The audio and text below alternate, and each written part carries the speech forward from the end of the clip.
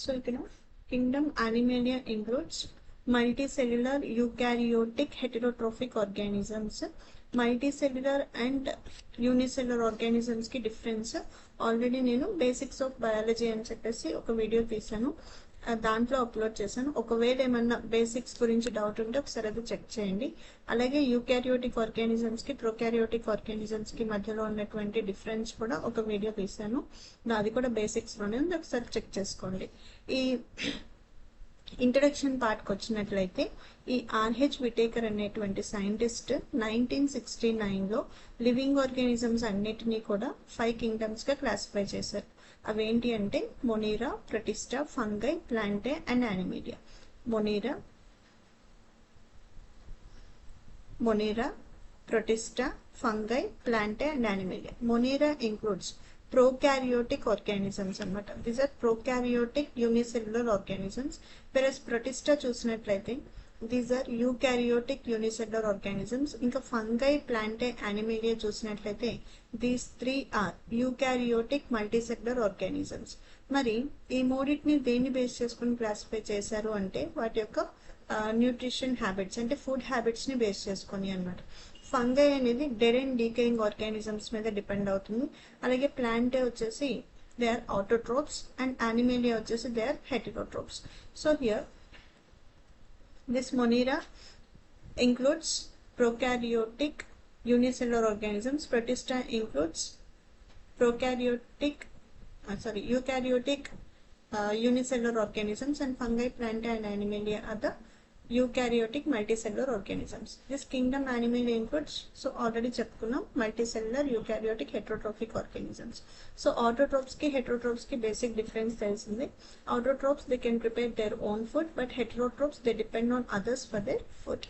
Next, ఇప్పటి వరకు 1.2 నుంచి 1.5 మిలియన్ ఆఫ్ యానిమల్ స్పీషీస్ ని ఐడెంటిఫై చేశారు.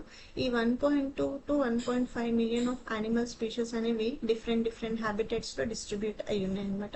సో ఇక్కడ ఇన్ని మిలియన్స్ ఆఫ్ యానిమల్స్ వాటి యొక్క షేప్, సైజ్, స్ట్రక్చర్, కలర్ వీటిలో డిసిమిలారిటీస్ అంటే ఇవన్నీ సేమ్ గా ఉండవు అనమాట. దారిని బేస్ చేసుకొని మనం వాటిని అన్నిటినీ ఒకేసారి చదవడం అనేది కొంచెం కష్టం అవుతుంది. కాబట్టి దాన్ని సింప్లిఫై చేసుకోవడానికి మనం ఆర్గానిజమ్స్ ని డిఫరెంట్ గ్రూప్స్ కింద, that is nothing but different phylas కింద క్లాసిఫై చేసాము. దిస్ కింగ్డమ్ యానిమేలియా ఇంక్లూడ్స్, మొత్తం ఈ కింగ్డమ్ యానిమేలియాలో 11 డిఫరెంట్ ఫైలాస్ ఉన్నాయి. అవి ఏంటి అంటే porifera, cnidaria, ctenophora, platyhelminthes, aschelminthes, annelida, arthropoda, mollusca, echinodermata, hemichordata and chordata. ఈ ఆర్గానిజమ్స్ అన్నిటినీ కూడా దేన్ని బేస్ చేసుకుని క్లాసిఫై చేసాము అంటే animals look different from each other. అంటే వాటి యొక్క సైజ్ లో, షేప్ లో, స్ట్రక్చర్ లో అవి డిఫరెన్స్ చూపించినప్పటికీ ఈ యానిమల్స్ అన్నిట్లోనూ కొన్ని కామన్ ఫీచర్స్ ఉంటాయి. ఈ కామన్ ఫీచర్స్ ని బేస్ చేసుకుని ఏవైతే ఆర్గానిజమ్స్ ఈ కామన్ ఫీచర్స్ ని ఎగ్జిబిట్ చేస్తున్నాయో వాటన్నిటిని ఒక గ్రూప్ కింద కన్సిడర్ చేయడం జరిగింది. సో ఆ కామన్ ఫీచర్స్ ఏంటి అంటే level of organization. For examples, ఒక గ్రూప్ ఆఫ్ ఆర్గానిజమ్స్ స్పాంజెస్ అనేవి ఒకటే లెవెల్ ఆఫ్ ఆర్గనైజేషన్ ఎగ్జిబిట్ చేస్తాయి, that is nothing but cellular level of organization. అలాగే హైడ్రాన్ మనం చూసినట్లయితే tissue level of organization exhibit చేస్తాయి. అలాగా అవి ఏ లెవెల్ ఆఫ్ ఆర్గనైజేషన్ ఎగ్జిబిట్ చేస్తున్నాయి వాటి యొక్క హ్యాబిటేట్ ని బేస్ చేసుకుని అది ఒక క్రైటీరియా కింద తీసుకుని ఆర్గానిజమ్స్ ని కేటగరైజ్ చేయడం జరిగింది.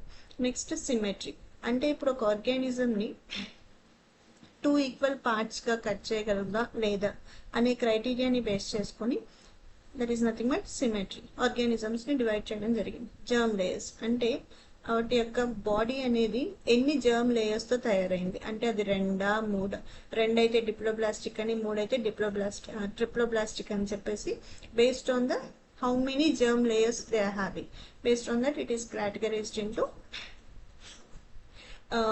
Organisms are categorized. Next body cavity present, absent. అలాగే సెగ్మెంటేషన్ ఉందా లేదా. అలాగే డైజెస్టివ్ సిస్టమ్ చూసినట్లయితే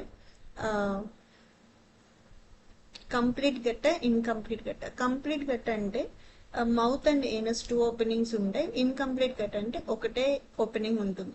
అలాగే సర్క్యులేటరీ సిస్టమ్స్, ఓపెన్ సర్క్యులేటరీ సిస్టమా, క్లోజ్డ్ సర్క్యులేటరీ సిస్టమా. రీప్రొడక్టివ్ సిస్టమ్ చూసినట్లయితే they are producing young ones by sexual mode of reproduction, asexual mode of reproduction. అంటే ఈ క్రైటీరియా అన్నిటినీ కూడా బేస్ చేసుకొని ఆర్గానిజమ్స్ ని డిఫరెంట్ గ్రూప్స్ గా కేటగరైజ్ చేయడం జరిగింది. సో ఇవన్నీ కూడా ఒక one by one will discuss in detail అనమాట. So this is about the introduction of kingdom animalia. So ఇక్కడ నేనేం మెయిన్ గా డిస్కస్ చేశాను అంటే ఆ విటేకర్ అనే అతను ఆర్గానిజమ్స్ అన్నిటిని ఎన్ని కింగ్డమ్స్ గా డివైడ్ చేశారు. దాంట్లో మన కాన్సెప్ట్ ఏంటి అంటే యానిమల్ కింగ్డమ్. ఈ యానిమల్ కింగ్డమ్ లో ఎన్ని ఫైలాస్ ఉన్నాయి, టోటల్ నెంబర్ ఆఫ్ ఫైలాస్ 11. ఆ ఫైలాస్ ఏంటి, ఈ ఫైలాస్ లో ఆర్గానిజమ్స్ ని ఏ ఫీచర్స్ ని బేస్ చేసుకుని ఇంక్లూడ్ చేశారు, nothing but level of organization, body symmetry, serum, etcetera etcetera. So this is about the introduction of kingdom Animalia. If you like the video, please like, share to your friends and subscribe to my channel. Thank you for watching.